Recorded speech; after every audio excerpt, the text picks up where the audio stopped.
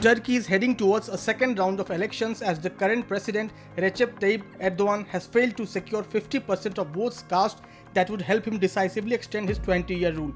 So far, Erdogan's rival Kemal Kılıçdaroğlu has scored 44.96% of the votes as per the latest figures.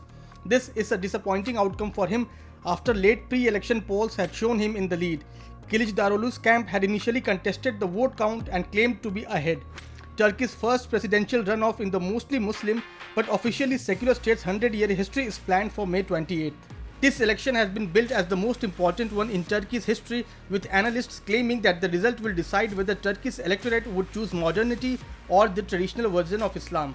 For Turkey's president Recep Tayyip Erdogan, this election is of massive historical significance. It falls 100 years after the foundation of Mustafa Kemal Atatürk's secular republic, and if Erdogan wins, he will be empowered to put even more of his stamp on the trajectory of a geostrategic heavyweight of 85 million people. The fear in the West is that he will see this as his moment to push towards an increasingly religiously conservative model characterized by regional confrontationalism with greater political powers centered around himself. Erdogan is lionized across swathes of conservative Turkey that witnessed a development boom during his rule. But Erdogan's first decade of economic revival and warming relations with Europe was followed by a second one filled with social and political turmoil.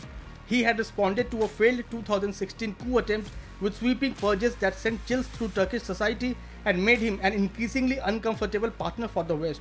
The emergence of Kilicdaroglu and his six-party opposition alliance, the type of broad-based coalition Erdogan excelled at forging throughout his career, has given foreign allies and Turkish voters a clear alternative. This election will weigh heavily on security in Europe and the Middle East.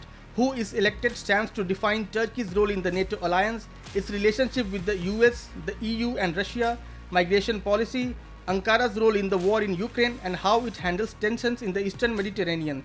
This NATO member's footprint in both Europe and the Middle East makes the election's outcome as critical for Washington and Brussels as it is for Damascus and Moscow.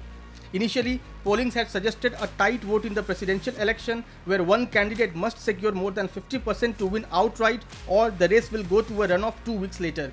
The six-party opposition coalition led by Kilicdaroglu has campaigned on the promise of reform and the dismantling of a sprawling system of control that Erdogan has spent 2 decades building. Ahead of the parliamentary elections, polls had suggested that Erdogan's coalition could lose its governing majority. Now, when the results are almost clear, Turkey is definitely going for a second round of bout to elect its new president.